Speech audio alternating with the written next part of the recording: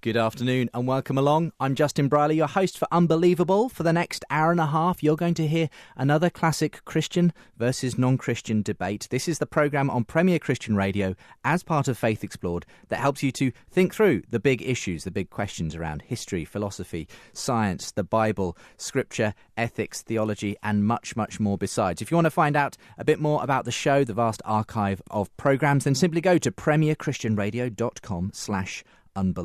Today on the show, we're going to be looking at the fine-tuning of the universe, and I'll be introducing my guests in a moment's time. But if you're interested in how to make sense of faith, and specifically this year, how to present your faith in a compelling and engaging way, then why not join me at Unbelievable, the conference? It's happening on Saturday, the 2nd of July. It's happening at the Brewery in London. This year, Unbelievable, the conference 2016 is subtitled Discover Your Inner Evangelist. Got a bit of a fun sort of theme to it as well. If you go to the website where we're telling you about it, you'll find a picture of a man ripping open his vest to reveal the super evangelist sign beneath it. But you don't have to be a superhero to be a effective evangelist. And we're going to be hearing from some top class names who'll be sharing years of experience on this front. J. John is with us. He's a well-known UK evangelist. He's the man behind the Just 10 initiative and much more besides. So he'll be sharing on how to do evangelism the natural way. But we've also got some top apologetic names like Gary Habermas joining us, who is well-known in the field of New Testament studies and apologetics. He's going to be talking about the resurrection, miracles, and much more besides. We've got loads of other names joining us. Jeremiah J. Johnston, who's part of the Christian Thinkers Society, who are very kindly sponsoring this year's event. We're partnering with them for the event this year. And you can find also Tanya Walker, Ruth Jackson, and many other names still being added to the bill, actually. All kinds of interesting seminars that we're coming up with. We're going to be having the UK apologetics team presenting on a couple of seminars. So you can interact with people like Dan Roger, Lucy Maskell, and Heather Tomlinson, who are going to be heading up a section on people who have come to faith through apologetics and through the rational case for Christ. So lots to look forward to at this year's Unbelievable, the conference. Again, premierchristianradio.com/Unbelievable 2016. Right now, time to get into today's discussion. You're unbelievable. Well, a very exciting edition of the programme today. We're asking, is the fine-tuning of the universe evidence for God? Now, it's a subject that comes up in one form or another at various points in the course of Unbelievable, the show that aims to get you thinking every Saturday. But we've never done a show that just specifically really focuses in on this topic. So I'm so happy to have two eminent guests joining me by Skype and by phone to discuss this topic. Robin Collins is Distinguished Professor of Philosophy and Chair of the Department of Philosophy at Messiah College in Grantham, Pennsylvania in the US. He's one of the leading advocates for the argument from fine-tuning as evidence for God. We're going to be also hearing from Peter Millican. Now, he's the Gilbert Ryle Fellow and Professor of Philosophy at Hertford College at the University of Oxford. And he was actually part of a debate series, a debate tour that went on a few years ago now, where he debated William Lane Craig, and part of their conversation was around the fine-tuning of the universe.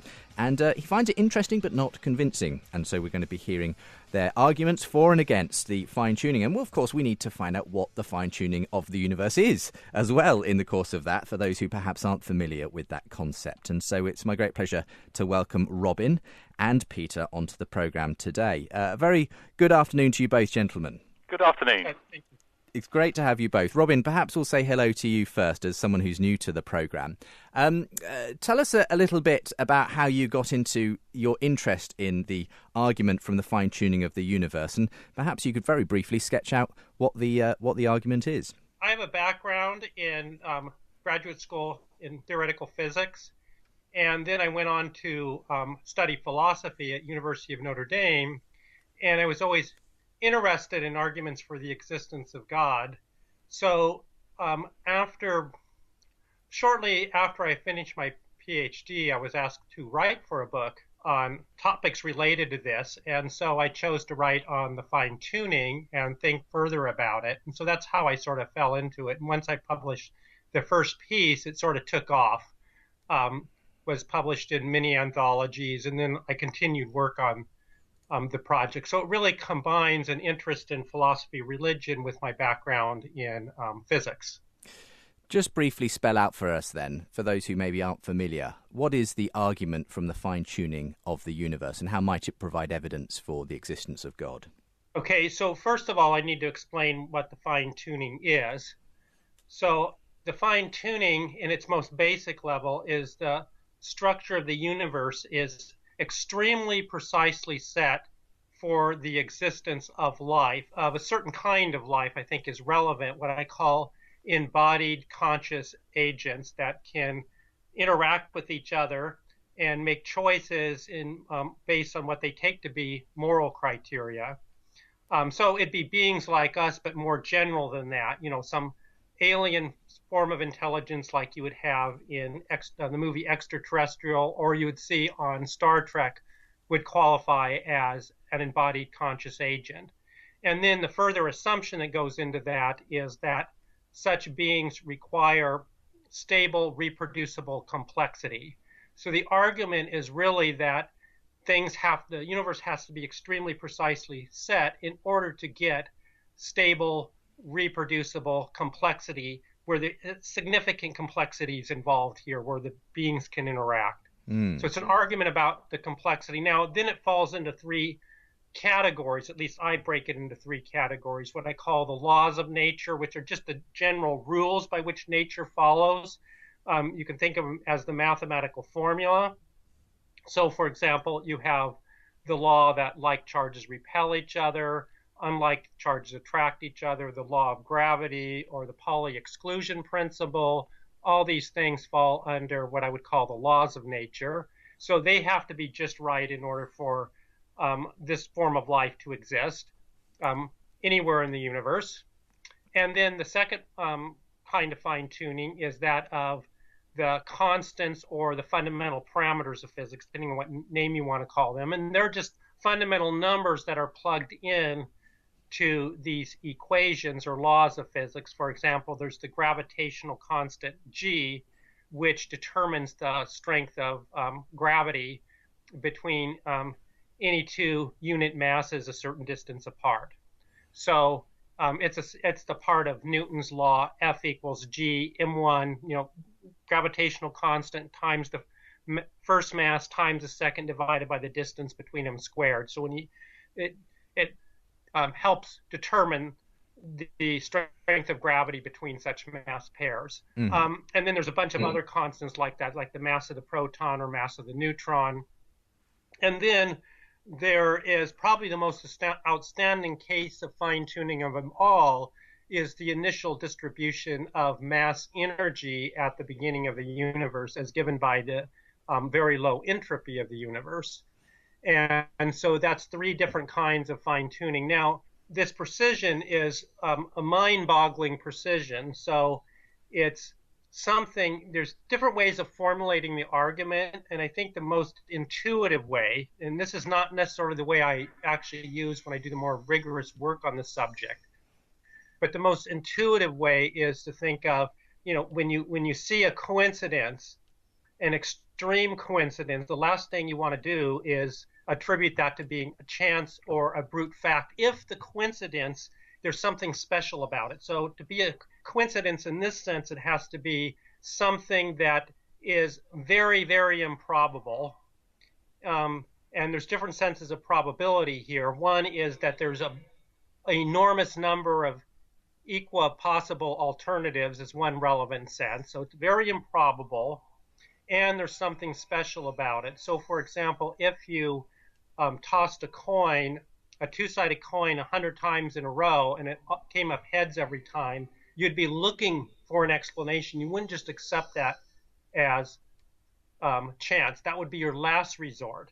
And why? Because it's extremely improbable, and there's something special. It came up heads 100 times in a row, which is about one part in a million, trillion of that occurring. Now, any sequence is equally probable, but most of them you just say it was chance because there's nothing special about it. So in the case of the universe, there's something extremely special about it. It gives rise to beings like us.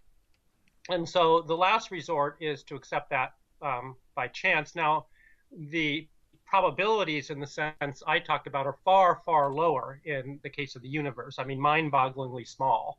And so it makes it very difficult to accept that that is simply a result of chance.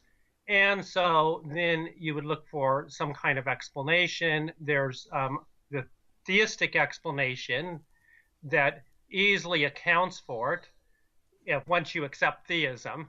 If you accept theism already, then that hypothesis easily accounts for the fine-tuning based on a personal explanation that God desired to bring about beings like us.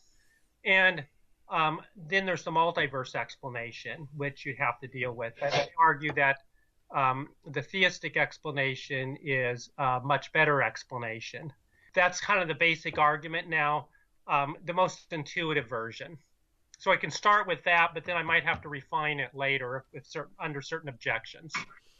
Robbie, it's in some ways a very complex area. So it's useful often to boil this down into kind of an example of how unlikely it would be to sort of arrive at these particular numbers by chance. I mean, I've heard an example given of, for instance, one of these particular numbers, the sort of ratio of electrons to protons in the universe, and that balance being just right, being equivalent to something like piling dimes on the whole continent of America all the way up to the moon, and then do that again on a million more continents, and then mix all the dimes together, paint one red, pick it out, and that's your chances of kind of hitting the right ratio, as it were. I wouldn't take that one as being a good case of fine-tuning, because that could easily be explained just by a law that required that the charges balance out. Sure. But so the case the most impressive case of fine-tuning is the initial mass distribution. I'll give two of them. Okay. So just to give you an idea, the one most discussed in the cosmological literature is that of the cosmological constant, or really a better name for more accurate would be the dark energy density of the universe, and that is has to be fine-tuned within 1 part in 10 to the 120th power. That's 1 followed by 120 zeros. That's the usual estimate for that degree of fine-tuning. If it's too large, it's much outside that little range of 1 part in 10 to the 120th power, the universe would have expanded too rapidly from the time of the Big Bang for galaxies and stars to form. And if it was too small, the universe would have collapsed in on itself before life could form. So that's really impressive, but the most impressive is the initial distribution of mass energy to give us the low entropy we have throughout the universe necessary for life.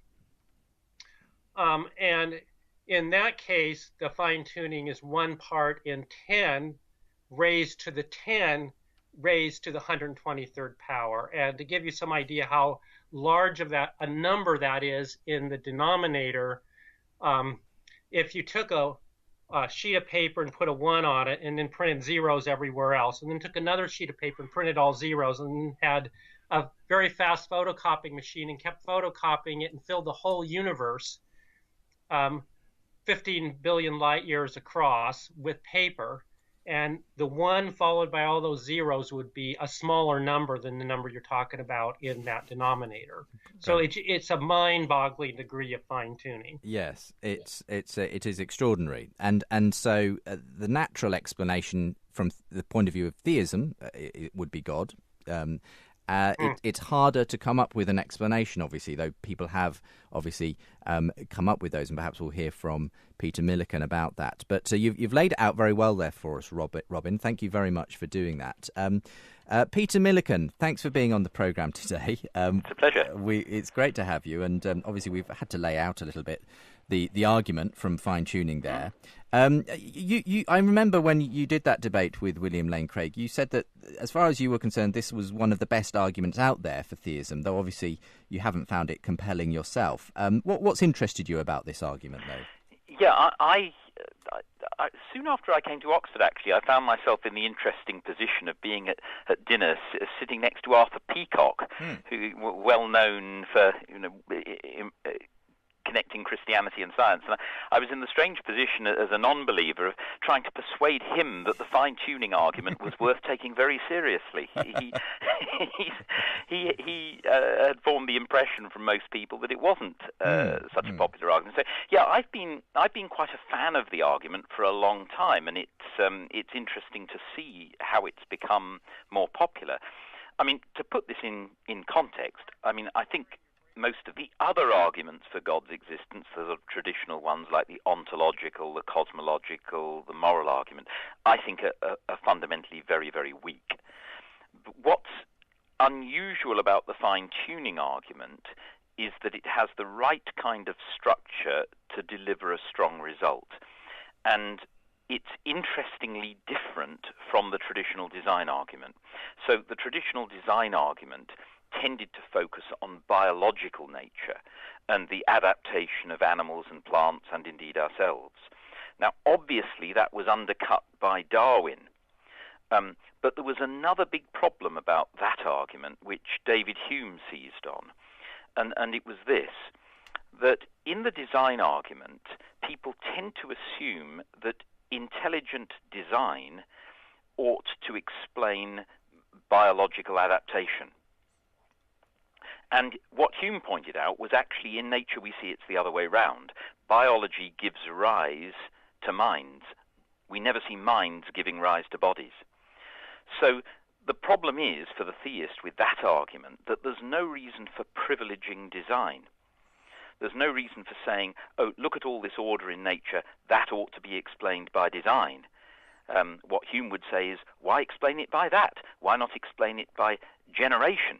Because we see that animal generation gives rise to order, just as as minds do.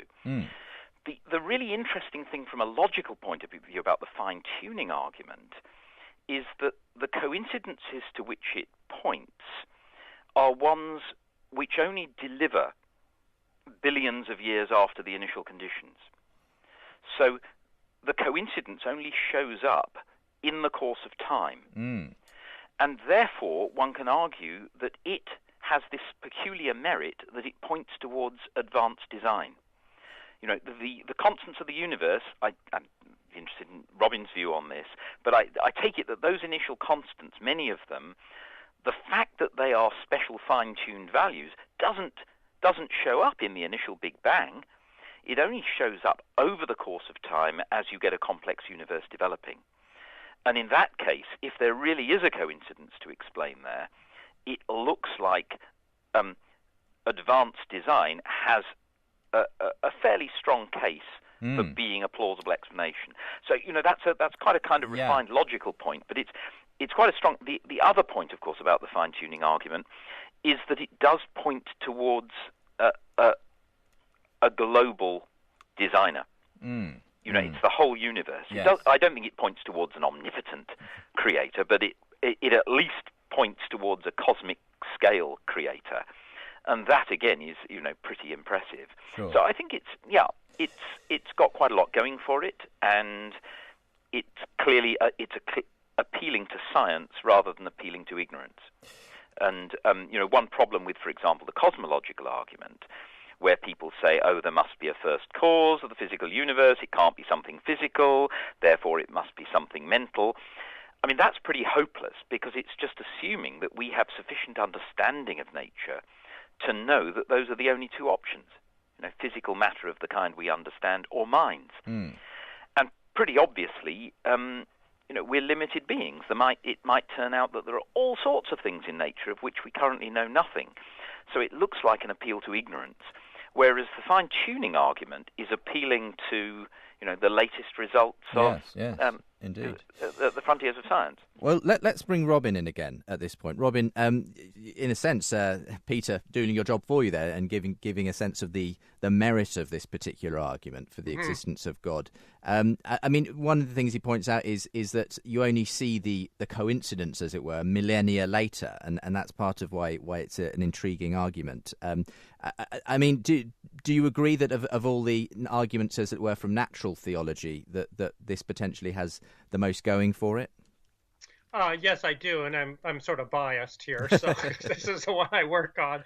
Yeah, I mean, I've never found the what I find the cosmological argument is I don't find it enough if I were just starting from scratch to convince me of God, but I think those other arguments, many of them are enough to make theism a viable hypothesis.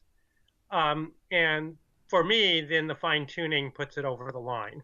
Sure. So it's you're it under the what the cosmological argument does is kind of points out, I think, intuitively how you might be puzzled by God. For example, can you make coherent sense of this omnipotent, all-powerful, and then if you add omnipotent, all-knowing, all-good being, and then if you add necessary existence, and can you make sense of that? But what the cosmological argument does there is, I think, it shows there's an equally strong puzzle on the other side. How could this whole universe just sort of exist as a brute fact? Yes. Or if there's some other explanation, as Peter seems to indicate, that also it seems puzzling on what that could possibly be, and you just reduplicate the problem elsewhere. So for me, that kind of makes puts the God hypothesis up to being one of the viable contenders. Okay. Well, look, let's hear now from you, Peter, to maybe put... Attack it. Yeah. I mean, we've heard lots of it in favour of the the fine-tuning argument so far. Yes. So let's. I mean, we don't have time to cover everything, but no, maybe lay out 2 or 3 objections which we can cover in the rest of the time we've got. Yeah. Well. Yeah. Actually, I'll put a battery of them, but I think most of them probably we can pass over pretty quickly. Okay. Go for it. So I mean, the first point I think I'd make is that the fine-tuning argument is based on very recent physics. Now, one of the examples Robin gave was dark energy density. Well, dark energy, the first evidence for dark energy only came in 1998. Dark matter was corroborated only in 1980. Current thinking is that around 4.5% of the universe consists of atomic matter. That's the stuff that we knew existed prior to 1980. So it's very important to realize that the physics that we're talking about is extremely recent. Now that's not intended to debunk it. All I'm saying is we should be cautious here. Physics is moving quite quickly. Our best theory of the very large, general relativity, is only 100 years old. Quantum mechanics less. Those two conflict with each other. We don't yet have a way to reconcile them. Physicists are working with string theory, or some are, to try to make sense of it all, speculating that the universe has 11 dimensions or whatever. That's still got a long way to go. So I think it's very important to inject a note of caution here, that we are right at the beginning of this game.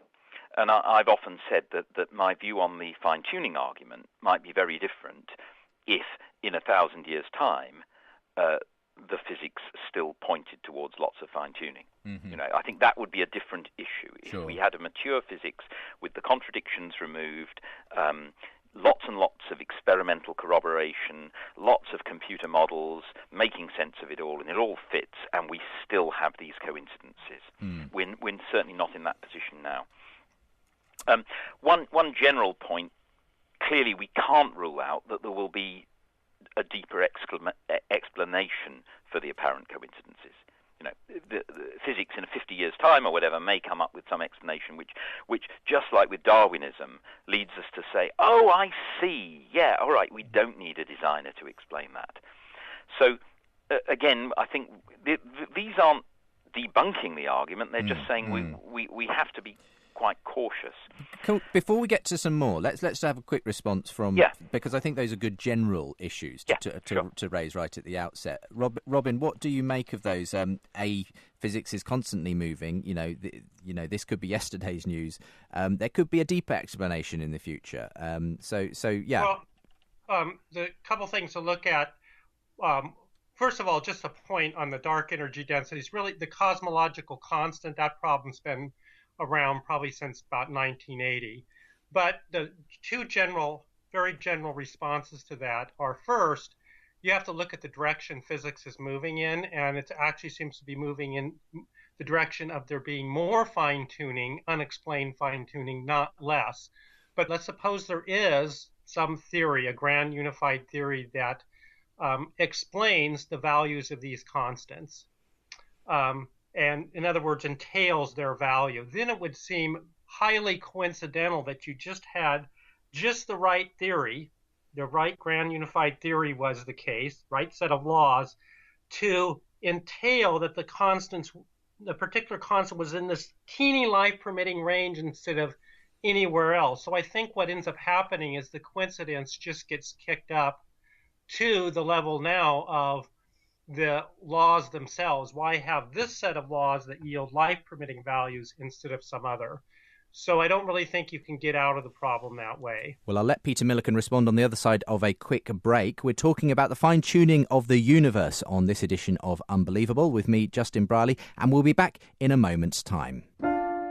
I want you to come with me on a journey to the cross of Christ, retold by refugees around the world.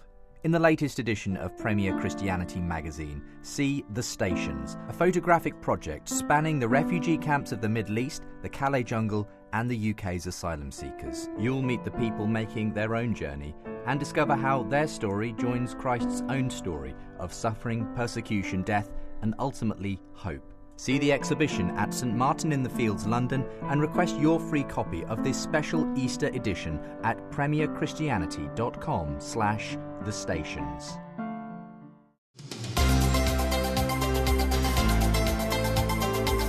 You're listening to Unbelievable on Premier Christian Radio. Welcome back to the second part of today's programme. I'm Justin Brierley, your host for Unbelievable. It's the show that brings Christians and non-Christians together for dialogue and debate every week. And we've got a cracking discussion going on today on the fine-tuning of the universe. And my guests are Peter Millican and Robin Collins. If you want to get in touch, tell us what you think about today's discussion, do email in unbelievable@premier.org.uk. And don't forget you can leave comments underneath the latest edition of the show as well at premierchristianradio.com/unbelievable. Loads of comments on last week's show, which was whether Christians should save sex for marriage. So we'll be getting some of your comments on that towards the end of today's programme. But today we're asking, is the fine-tuning of the universe evidence for God? Robin Collins is one of the foremost professors of philosophy using the evidence from fine-tuning as an argument for God. And he's in conversation today with Peter Millican, who's the Gilbert Ryle Professor of Philosophy at Oxford University. He teaches at Hertford College in Oxford. And just to come back into this whole conversation, Peter, you wanted to come back to Robin on the whole issue of the probabilities involved with the fine-tuning of the universe. There is a general difficulty of making sense of cosmic probability claims. Obviously, our experiments, our observations only relate to this universe. So when we're speculating how the universe might have been or how other universes would be, we're really cutting ourselves off from what normally is our main source of probability judgments, namely observed frequencies and so on. Now, I'm not one of those who says that this completely wrecks the fine-tuning argument, because I think it's entirely possible to see that the evidence is pretty impressive, even if we accept that we can't give a precise probability measure. But I do think when we get onto the sort of thing that Robin's discussing now, this is a real problem. He's saying, isn't it incredibly coincidental that we've just got the right theory? Well, we can't judge that. We simply don't know.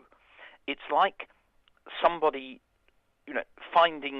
suppose somebody said about Newton's laws, it's proof of design that the laws are so simple, or proof of design that an orbit of one body around another heavenly body just works out so, I just don't think one can put much credence on those judgments until we've got understanding of where these things, what the true theory is, and we don't have that, trying to say in advance that this is going to be something that we must judge as incredibly coincidental, I think is extremely tendentious. The other point, an associated point I'd want to make is, and this is kind of relating to empirical human psychology, we know very well that we as human beings are very prone to seeing purpose in things, even when there is no purpose there. You know, we look in the clouds and we see a pattern. We look at things that are actually coincidental, like the organization of the stars in the sky, and we see patterns there and we assume they've been put there by the gods or whatever. Now, we have to train ourselves away from that, but it's a constant tendency. So when we're making a judgment about what's coincidental and what's not, I think we have to realize that we're extremely fallible. And when we get beyond the reach of things that give us an anchor, the kind of statistical probabilities that we're used to, I think one has to be very, very suspicious. Okay. Do you want to come back on that briefly, and then we'll see what else Peter has to say, Robin? Okay. So there was a couple of objections raised here, I think. That one is whether you can make probability judgments without a statistical basis. And I think you can. I mean, I think that we apply, in a lot of cases, something like a principle of indifference, or we have intuitive probability measures, and we don't have statistical bases for them. Like if you could think of, if you produced your first 20-sided die, and it was all the sides were symmetrical, you could predict that the probability, you'd think, was 1 in 20 of it coming up, let's say, 11. In the case of science, we use these prior measures all the time. People are often not aware we're doing it, but we do it. For example, in the confirmation of atomic theory, if you look at what Wesley Salmon says in his book on explanation, he talks about what converted people from to atomic theory, which was very controversial, even up to the beginning of beginning of the 20th century, was that there was like 14 different methods of determining Avogadro's number, and they all yielded the same number, and people thought that that would be an enormous coincidence for that to be the case if atomic theory was false. So you're making a probability judgment there. And on a single universe case, there's only one universe to look at. And you can find all kinds of cases like this in science where we take a theory to be confirmed because we think that if the theory were false, whatever result we have would be extremely coincidental, even though we only have one universe to look at. Can I? Well, okay. I'd love to move us on a little bit beyond this, but do you want to quickly respond? Yeah, just a quick response. I mean, I think what Robin said there is perfectly effective against people who deny that there is any coincidence to be explained in the fine-tuning argument. Okay, so we're on the same side there. That is, I'm happy to accept that something like a principle of indifference has some purchase when you have a constant, say, which could take any value for all we can see between 1 and 100. We can't see any reason why it would take any particular value in that range. But if it weren't exactly 48, there wouldn't be life, and within a small margin of error, and lo and behold, it is 48. I'm with him on that something like a principle of indifference looks effective. Where I was querying it was the question about where he wanted to say it's highly coincidental. If there is a higher level theory that explains the coincidence, what a coincidence it is that we have the right high level theory. And that's completely different. You can't apply the principle of indifference there. You don't know how many theories there are in the offing. You don't know what the structure of the theories would be. That's a completely different matter. Okay. I mean, quick response, Robin, and then we'll see what else. Peter. I think it projects the probability on the lower level projects a probability on the level of theories. For example, let's suppose somebody said, you toss the die or the coin 100 times and it comes up heads, and they say, oh, they're into superdeterminism, that there's some ultimate grand unified theory that not only determines, the regularities in nature, but determines the initial conditions. And they explain that by saying, oh, there's this ground theory that entails this result. That's my explanation. I would say, well, it's why that ground theory that entails that the initial conditions were such to yield that sequence versus all the other possible ground theories that would yield a different sequence. So I'd say that it just projects the probability up to the higher level. Let's leave that one alone for the moment, because I think there are what I'd like to get to, apart from those general issues you have, I guess, with it, is to some of the specific arguments that are often levelled against. I mean, for instance, Peter, multiverse. The multiverse. We have to go to the multiverse, don't we? So I mean, very briefly, if I could have an attempt at spelling this one out, but what if, that rather than this being the only universe, there are many universes, all with different sets of values and fundamental forces and constants and so on. With enough universes, you would eventually get one that produced a life-permitting universe scenario. And importantly, if there were a large ensemble of such universes, then it would not be a surprise that we as observers find ourselves in a life-permitting universe. Indeed. Yeah. Yes. And so, do you think this is a pretty important objection to the argument, Peter? Yeah. I mean, I put this under the heading of there may be some future theory that explains it. Sure. Okay. Just in the way that Darwin came up with a theory that explained biological adaptation.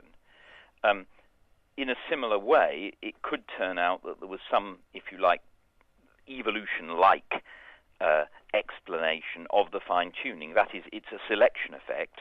You've got either a world ensemble, an evolving sequence of worlds, loads of bubble universes. They've all got their own Big Bang, different conditions, and so on. And if you do have zillions of universes, all with different values of the constants, then I take it there is no coincidence to be explained. You simply take out the aspect of chance. It had to happen, in a sense. It was overwhelming, or it was quite likely to happen. Yeah, quite exactly. I mean, it would depend on the details of the theory. And, I mean, that's a standard response. I mean, I do think it's a little bit of a promissory note. It's like saying, well, there may be a theory like this.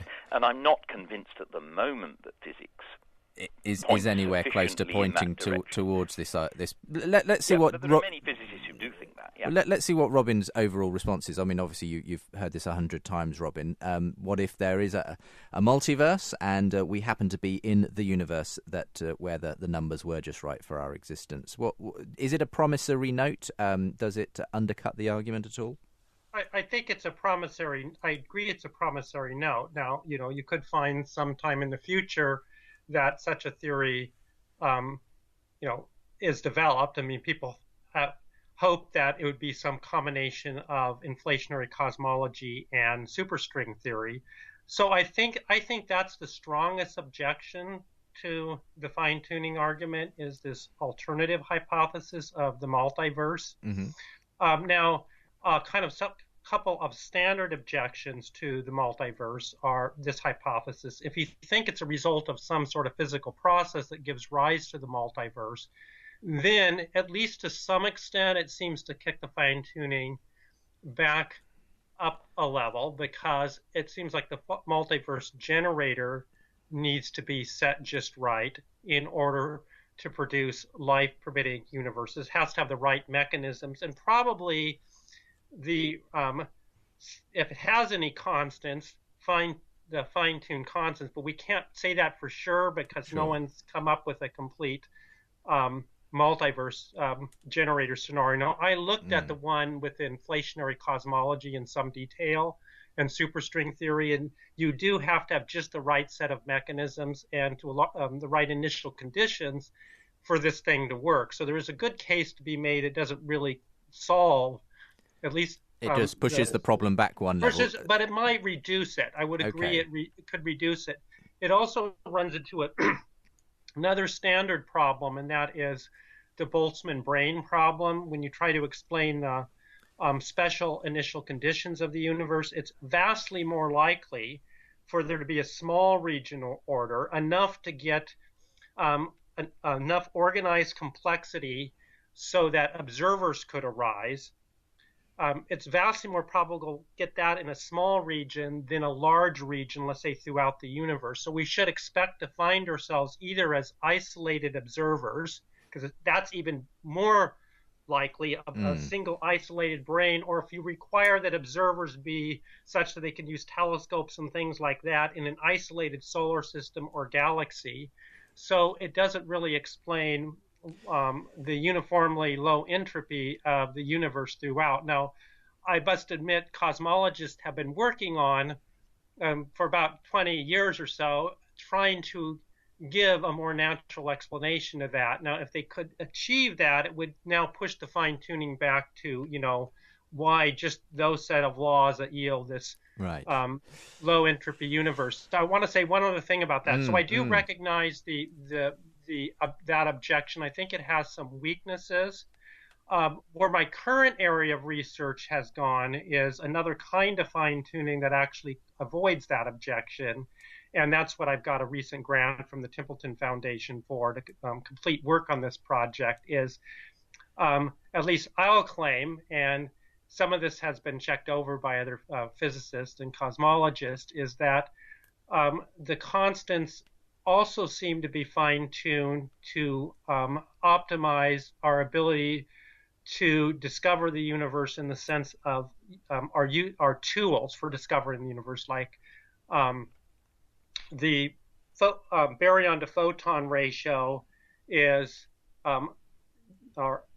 is just right to maximize the intensity of the cosmic microwave background radiation, which is then essential as a tool to discover the cosmos. So if this sort of fine tuning all works out, it's not subject to a multiverse objection because there's no observer selection effect coming into play. And a multiverse objection requires an appeal to an observer selection effect. It's not just that the multiverse implies that there would exist some life permitting or observer permitting universe, but it also says that not only should there be one, but the observers in that universe shouldn't be surprised that their universe is fine-tuned for observers because they wouldn't have existed otherwise. But for discovery, there might be a discovery optimal universe in the multi-universe scenario, but any randomly selected observer should be very surprised if they find themselves in such a universe. So it is unable to account for that kind of fine-tuning. Okay. So that's my current work. It's all quite brain melting, if I'm quite honest with you, Robin. And it's all melting my brain somewhat. But okay. Let's tackle these one at a time and see what Peter might have to say in response to any of them. I mean, we talked about Boltzmann brains. We've talked about the fine-tuning on top of the fine-tuning almost that Robin mentioned there. Any kind of responses to some of these issues? With regard to kicking fine-tuning up a level, that is, if there's a physical process that generates these universes, what a coincidence that it should be just the right kind of physical process to generate a life-producing universe. I'm unimpressed with that for the same reason as I said about the theories. I don't think there you can apply anything like a principle of indifference. If we don't know what the process is, then it's very hard to say in advance that it needs to be a fine-tuned process. And at a point when our physics is not even self-consistent, and string theory hasn't been worked out, the idea of our being able to say with any confidence what will seem a coincidence in a finished theory, I think is fanciful. On the Boltzmann brain, I'm not impressed by that, but it's probably best not to discuss that because that's a kind of technical one. On the last point that Robin made, I'm suspicious about this. I mean, the argument goes, look, we have found out about the world by this, that, and the other way, e.g. cosmic background radiation and so forth. Gosh, isn't that amazing? The world had to be fine-tuned to let us do that. Now, you often get theists saying, isn't it remarkable, isn't it amazing that we have organs that enable us to find out so much about the world? That's a fantastic and amazing thing. And I think there's an element of kind of wanting to have it both ways. Given our limits, it is amazing. I mean, I find it, at least remarkable how much progress we've managed to make in science. It is sort of surprising that creatures evolved on this little Earth have managed apparently to discover loads of things way beyond it that you wouldn't. How the universe, well, the point at which the universe came into existence, it is pretty remarkable. Yeah. And and things at the atomic level and so forth. And we've got remarkable brains. It's quite amazing. But when we then look back and treat the particular route by which we've come to that knowledge, inevitably that's going to be full of all sorts of little accidents. Something happened to give us a clue to something. We saw an anomaly in this or that. That was the clue that led us to discover something.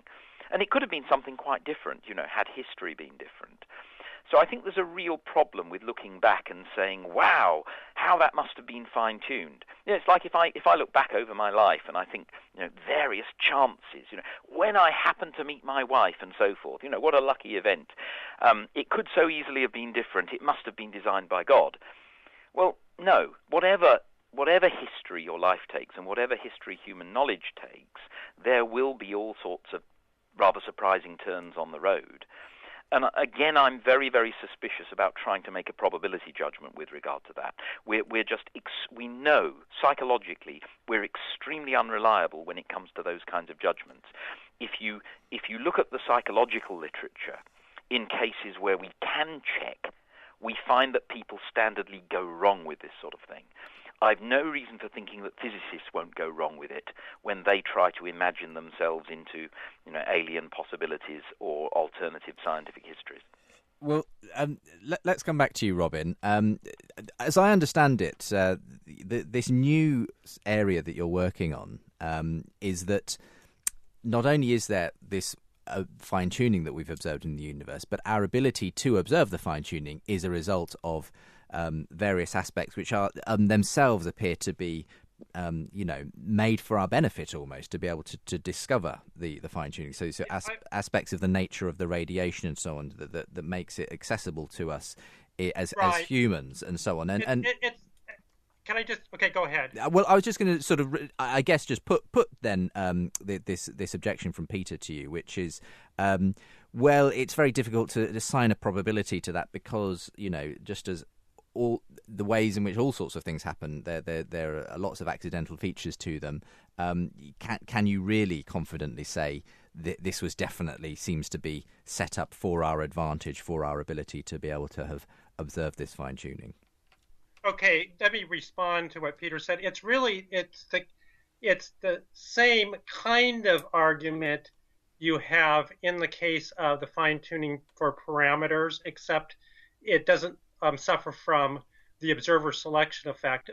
In terms of the fine-tuning, I look of let's say the cosmic microwave background radiation, I look at a range of possible values for the baryon to photon ratio, which is just pretty much of a constant in the universe since its very beginning, which is the number of neutrons plus protons to the number of photons. And I look over that range and look at how intense the cosmic microwave background radiation would be for different values. And it's maximally intense over a range of 1 billion-fold where we are at right now. And so it's not merely that, we've been able to use this as a tool to discover the universe, which you might then expect, well, there's always a discoverability selection effect. We wouldn't even known about it unless we could that tool. It's more than that. It's that it's optimal. So if it were, let's say, the baryon to photon ratio were 100 times smaller, we would have known that it wasn't optimal. So, and initially I'd made a miscalculation on this. Now, this particular calculation has been checked over by 4 other people, physicists and cosmologists. I initially made a calculation and thought the thesis was refuted. It wasn't optimal. And it was only when I discovered a mistake in my initial calculation, recalculated, it turned out to come out to be optimal. That is falsifiable, cannot be explained by selection effects. So if that all turns out, you would have a case of fine-tuning. I don't think is subject to a multiverse. That's a very interesting new twist, I think. Can I go on, Justin, to put some other particular questions? Well, I tell you what, we've got just 5 minutes really to have let's have one more objection and have a little bit of a to and fro, and then we'll have to start to wrap things up, gentlemen. Okay. So can you choose your best next one to draw out of your back pocket? Can I persuade you to allow me to? Go on then. If you're very brief in elucidating very briefly. them. Okay. God's traditional attributes: omnipotence, omniscience, moral perfection. I'm not going to stress the moral perfection, though I'm sure it's pretty clear that a morally evil God would want a well-tuned universe too. But let's not go on to that now. There's lots of discussion about that. For omnipotence, omniscience, there's an issue. And here's why. When you see fine-tuning, it isn't evidence, standardly, of something being all-powerful. It's evidence of something having to work within narrow constraints and finding the best way to achieve its ends within those constraints.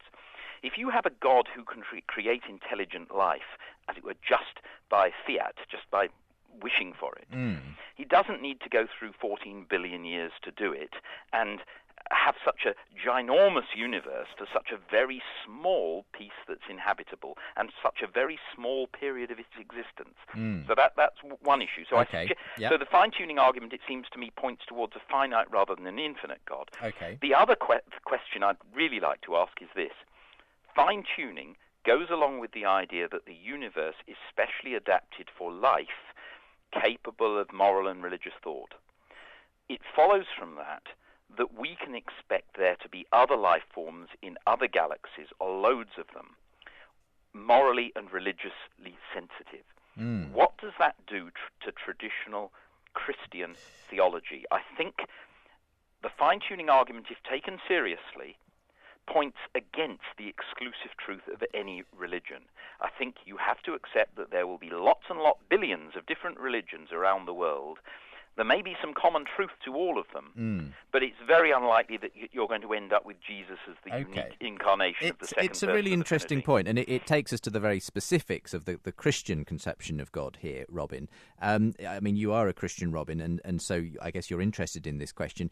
Coming to the first one then, and again I'll ask you to be brief in your responses, does it simply point to a finite rather than an infinite God, given that he's used a very specific process involving billions of years in narrow parameters to produce a very small bit of life on a planet? Is that how we would expect an all-powerful God to act, I suppose, is the question? Well, I think that the issue of complexity, you would need, if you're embodied conscious agents, I think that that can interact with each other. I think that's going to require a fair amount of complexity. And then I think complexity that works right is going to require fine-tuning. And even if it did, there's additional purpose, maybe, that we would find out about the fine-tuning. So that's one point to make. But a second point to make is I think that you do run the danger on a finite deity, I think, of pushing the fine-tuning up one level. If something is finite, it has boundaries, and then you run the problem of needing the boundaries themselves to be fine-tuned, so you don't really solve the fine-tuning problem. You're in danger of pushing it up one level, where if you have an unlimited being, you don't have any boundaries, so there's nothing to fine-tune. So I think if you're going to demand that the fine-tuning be thoroughly explained, you need an unlimited being. Now, even if you didn't buy that argument, and I think that's a good argument, but even if you didn't buy it, another way of running the whole fine-tuning argument, I said there's multiple ways of running it, is saying, well, if you start with theism and atheism as your two alternatives, then it's made atheism at least a kind of naturalistic version of atheism. There's not, other supernatural agents, far less plausible. So in that sense, it's given us a good evidence for theism over the naturalistic version of atheists. So that's kind of how I respond to that first objection. As for the second objection about Christian theology, I've actually written an article on this issue. I actually do think God is like in C.S. Lewis, the Narnia tales. I think there's other realms. I think that's likely under theism. There's many, many other universes, maybe not produced by a universe generator, but many other realms with possible law structures, and likely other life on other galaxies. I have no problem with that. I think the doctrine of the incarnation can easily accommodate that. There's various versions of it. In fact, the Orthodox one, coming from the Council of Chalcedon, as standardly understood, it's God taking up human nature. So if there were, let's say, I've loved watching Star Trek. So if there were Klingons somewhere in another galaxy, God could have taken on Klingon nature, and they would have had their own Klingon Jesus. Right. And so I don't see any problem with multiple incarnations. It's an interesting point of view, and all kinds of avenues that this takes us down. We're going to take a quick break, and we'll be back as we conclude our discussion here on Unbelievable on the fine-tuning of the universe. Is it evidence for God? Welcome back to the final part of this week's Unbelievable. I'm Justin Brierley, your host for the show that aims to get you thinking every Saturday afternoon. We also have a large podcast audience around the world. In fact, the show regularly features in the top 10 of the iTunes Religion and Spirituality download chart. So if you're listening on iTunes, you're very welcome along as well. Or indeed, you can find the podcast feed, the RSS feed from the website of Unbelievable. premierchristianradio.com/Unbelievable. And Unbelievable, part of Faith Explored every Saturday afternoon here on Premier Christian Radio. Well, we are heading towards Easter. Holy Week is almost upon us. And next week, as is often traditional on Unbelievable, we're going to be doing a debate on the resurrection of Christ. This time from a Jewish and Christian perspective. So we'll be asking a question along the lines of, did the Jewish Messiah rise from the dead? But we'll be looking at the so-called minimal facts again, which many Christian historians claim to give evidence for the historicity of the resurrection. So Jonathan McClatchy will be our Christian guest, our apologist, next week on the show, and we'll be hearing from a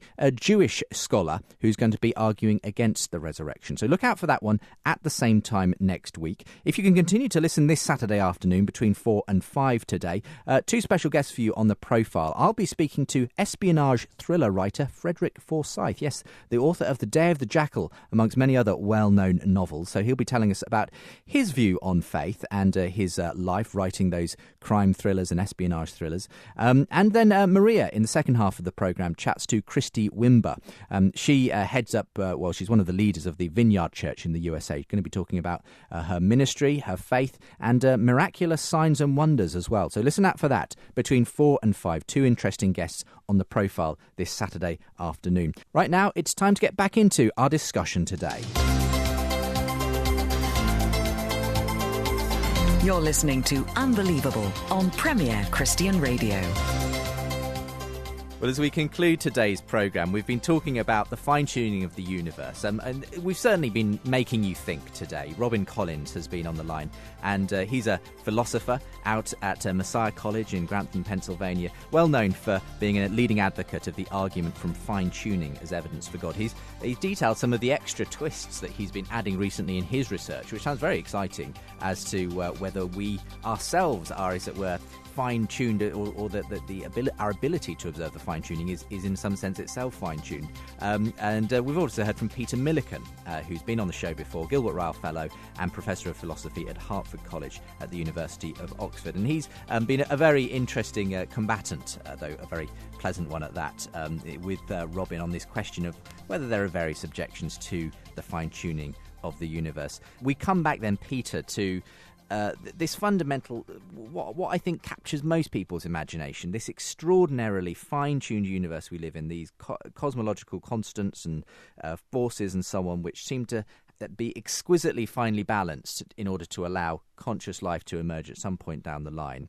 And the question I suppose I have for you is, in the absence of some of these other tentative hypotheses you've mentioned, a grand unified theory, a multiverse producer, some other way that we haven't yet discovered that these fine-tuned values could come into existence, is God a valid hypothesis? You know, in the absence of other hypotheses, can we go down the design route, and can the design route, lead us to God? Yeah, this is a very interesting question. So I ought to tell you, last year, in January last year, I published a paper with a colleague who's a psychologist of religion and very sympathetic towards spiritual perspectives on things, Brandon Thornhill Miller, called The Common Core Diversity Dilemma, Revisions of Humean Thought, New Empirical Research and the Limits of Rational Religious Belief. Sounds like good bedtime reading. Yes.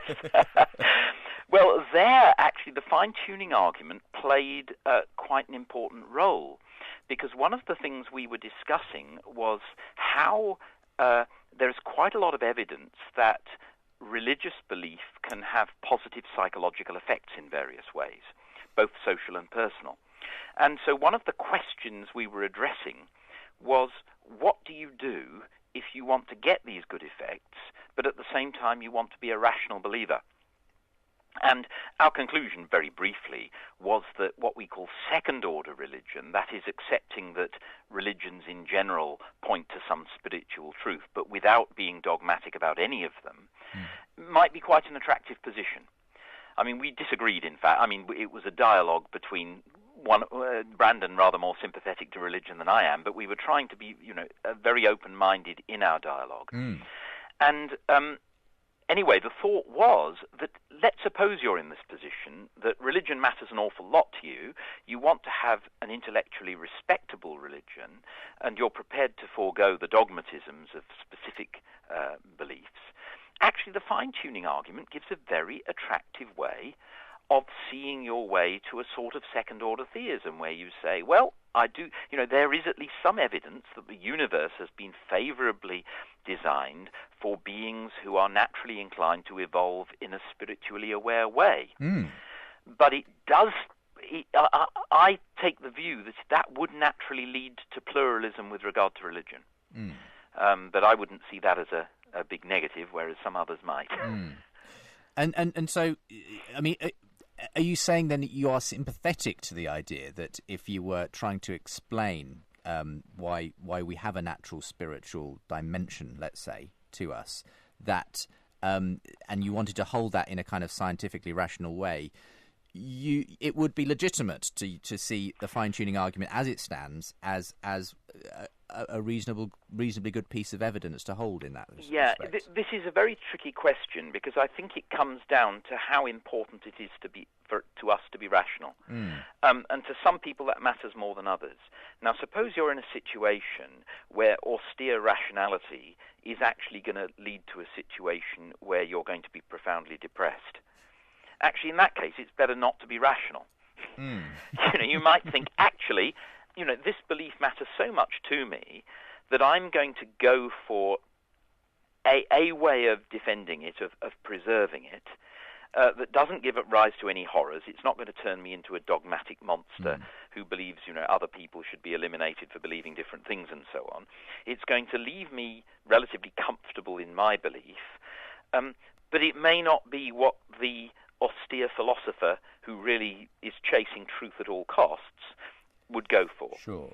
And I think one can respect that. And as I say, I'm in the position of having been involved in a dialogue over this with a colleague who was more sympathetic to spiritual perspectives, and what we were trying to do was see what would be what reasonable compromises were available there. So I personally don't favour that view, but I do respect it. Let's take a final sounding from you as well, Robin. Why do you think design and its as evidence towards God is a perfectly reasonable one to have on the table in the absence of other types of possible scenarios that we may or may not discover down the line? Because I think there's a lot of other reasons people could. Theism doesn't just stand alone. It's not like you have the fine-tuning evidence and, you're looking around for hypotheses and then you land upon theism as the only possible explanation. I actually don't frame it that way. I frame it as, in my more, rigorous work on the topic, I frame it as providing evidence for theism. And I think there's many other motivations for why people believe in God. And so that's why I claim it just by lowering the plausibility of the atheist, particularly atheist naturalistic alternative. In that sense, it provides evidence for theism over that alternative. Now, there might be other possibilities that also can explain the fine-tuning apart from theism. For example, John Leslie's axiarchic hypothesis that just as a fundamental principle of reality, that what is what ought to be. In other words, reality is structured to realize the good in the Platonic sense of the good. I think that could also potentially account for the fine-tuning. At least that hypothesis would render it unsurprising if you could work it all out. So it's more that it provides evidence if you're for theism when combined with everything else. Yes. You're going to have other motivations for theism, including experience and including the argument I think that Peter gave, which I call the I have a name for that argument. I think it's a pragmatic argument for belief in God because it helps you live, for at least some people, it helps them live their life. So I think there's a much larger picture you have to keep in mind. And I wouldn't say this certainly doesn't give you Christian belief. It gives you a very general belief in general support for theistic belief. And as a final statement on that, I think the combination of reason with religion is actually a very good thing for religion itself. I think it keeps religion from being harmfully dogmatic, and I think the way Peter is objecting to is, I think that kind of harmful dogmatism comes when people, one source of it is when people are pushed into saying either you have faith or you follow the mind. And then once they make the decision, I'm just going to have faith and I'm going to have to exclude my intellect in order to have faith, then that opens the door to all kinds of stupid dogmatic beliefs that people can have that cause all kinds of harm. Yeah, we're going to have to leave it there. I think Peter was agreeing with you there. I guess just to sum up then, Robin, you'd say for you, it's part of, I suppose, a cumulative case for theism, or it corroborates the general thesis, the idea of theism. It confirms theism. It's a confirming evidence, but I wouldn't think of it as actually getting you all the way to theism itself. And certainly not Christian theism at that. But it's certainly not Christian theism.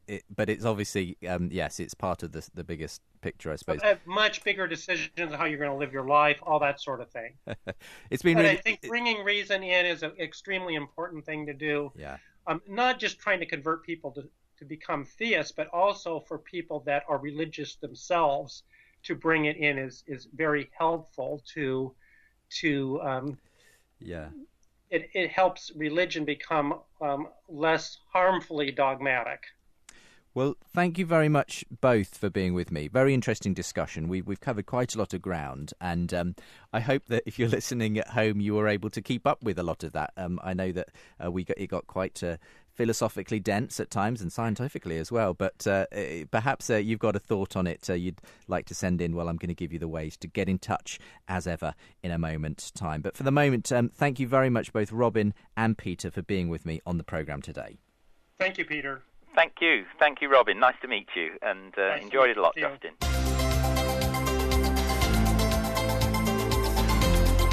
Unbelievable with Justin Brierley. Well, if you'd like to get in touch, do email unbelievable@premier.org.uk. And we've had loads of comments last week as well underneath the programme that goes up on the website. That was the discussion on whether Christians should save sex for marriage.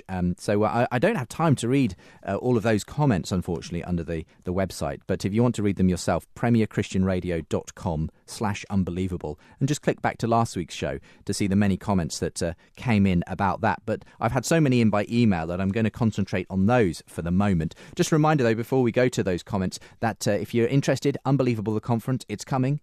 you'll hear about it every single week, basically, until you click on the link and book in. That's premierchristianradio.com/unbelievable 2016. I've got some really exciting guests. We're continuing to add to the guest roster, actually, and loads of great seminars. If you want to see the full lineup, find out more about the conference venue, special group discounts, that kind of thing, we've got a discount where you get 10 tickets for the price of 9, get 1 free, basically. There's also an early bird option if you book before the 15th of April. So if you're putting it off, don't put it off too long. You'll miss the early bird rate. There's a student discount rate as well. All of that stuff available. I'd love you to join me for this year's conference at the brewery in London on Saturday, the 2nd of July. A really inspiring, encouraging, thought-provoking day. It's always been in the past. So premierchristianradio.com/unbelievable 2016 if you'd like to find out more about that. Now, lots of you writing in on last week's show. Diana E. Anderson, the author of Damaged Goods, was talking about the dangers of the purity movement in the USA that she grew up in, and making the case that it's okay for Christians to have sex before marriage. That's not necessarily prescribed either by Scripture. It's not necessarily wrong. And then on the other side of that conversation, we had Sarah Long, who worked very recently for the Romance Academy, and she was making the case for saving sex for marriage and why she does encourage young people to go down that route. The conversation in many ways did centre around young people and the pressures on them in terms of sexuality and so on. Lots and lots of response. I've only time to read really a small amount of it here, but someone who wanted to remain anonymous on Facebook said, I had a lot of difficulty listening to the programme. There were many points that resonated with me, but overall I fundamentally disagreed with Diana's views. On one hand, I could empathise with some of her position. I grew up in a conservative evangelical church where my father was a pastor. I took a purity pledge at 15. I met the girl who'd become my wife at 16. We attended a conservative Christian college. We dated for 4 years before marriage and went through quite a bit of premarital counselling. During all that, I also had friends that got married and divorced. But my wife and I have been married for 13 years and have 2 wonderful children. During our wedding ceremony, we exchanged our true love weights rings. She's the only woman I've been with, and I'm the only man she's been with. I think that's something special. I agreed with Sarah about sex being a physical representation of covenant. As a Christian and a psychologist, I also believe that it's a physical expression of deep intimacy that's representative of the emotional and psychological intimacy that 2 people share. The bond of marriage is the best place for that, regardless of a person's spiritual beliefs, because marriage is a promise of sharing that level of intimacy with only one person. There is something sacred within that. One flesh. And during the programme, I felt Diana was throwing the baby out with the bathwater. While I agree that reform is needed in the way churches approach education about sex and relationships, it doesn't mean that we should reinterpret and ignore Scripture about the sacredness of covenant and sexuality. That's inviting in all sorts of potential harm and at-risk behaviour that may lead to emotional baggage being brought into future relationships. That's just my 2 cents. And you also go on to say that you've been with so many people in the therapy room that have been in bad relationships where sex was just a physical act and nothing more. There's often so much baggage there that has to be worked through. Thank you very much for your thoughts on that. Michael in Pennsylvania writes, I'm not a Christian, but I found this week's episode very interesting. It was nice to hear some women on the show for a change. I felt that the discussion overall was civil and intelligent, and I was glad to not hear a lot of the guests arguing over biblical passages. It seemed for the most part, your guests tended to agree more than they disagreed. I do have one thing to weigh in on, however. At one point, Diana brought up a story about a young couple who couldn't afford to get married. The other guest, Sarah, then suggested that the problem wasn't necessarily the cost of marriage, but the cost of the wedding that needed to be addressed. As a young person who is in a committed long-term relationship, I can say there are more things to consider financially about getting married than just the cost of a wedding. Many young people are having difficulty living independently because of the current economic climate, and that can pose even more of a barrier to marriage than the cost of a wedding. How is a couple supposed to live together and start a family if they can't even support themselves? I suspect that this extended adolescence is putting a strain on Christian purity movements, though of course I don't have any data to support my hypothesis. Anyway, thanks for a great show. I look forward to hearing your podcast every week. Thank you, Michael, and I always appreciate people who are so encouraging in their feedback.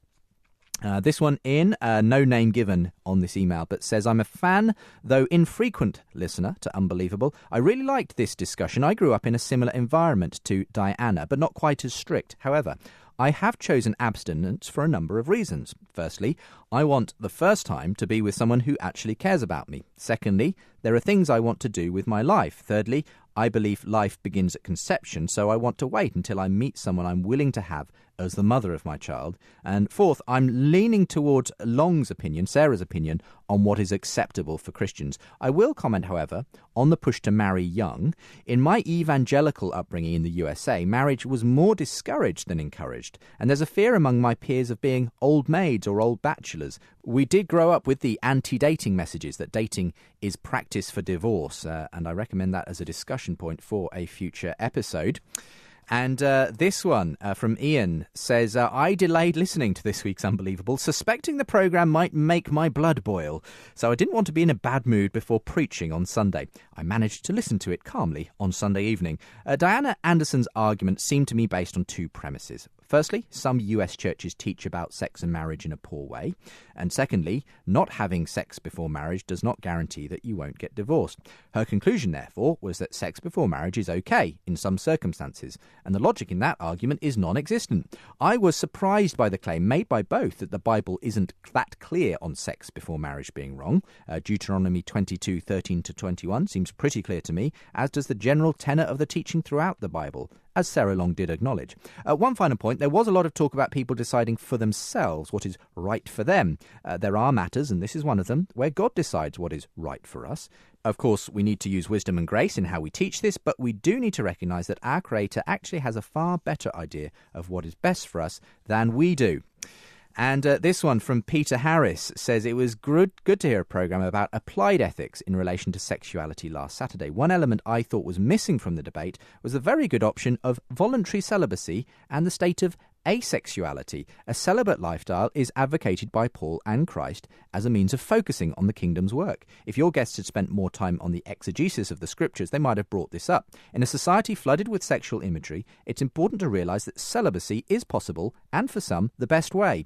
The assumption that most will be sexually expressive is a good one, but there are those who are asexual too, and who are therefore involuntarily celibate, for that is who they are. There are those people who find sexual intercourse revolting, and who do so not because of sexual trauma or puritanical teaching, because they just so happen to be that way. They don't object to others having sexual pleasure, but it's not for them. In a church culture that makes often the assumption that sex within marriage is the norm, it's important to give space and respect to those who will engage in neither marriage nor sex, just as Christ and Paul. Unfortunately, we did not hear that message during the broadcast, though I'm sure both speakers would agree with it.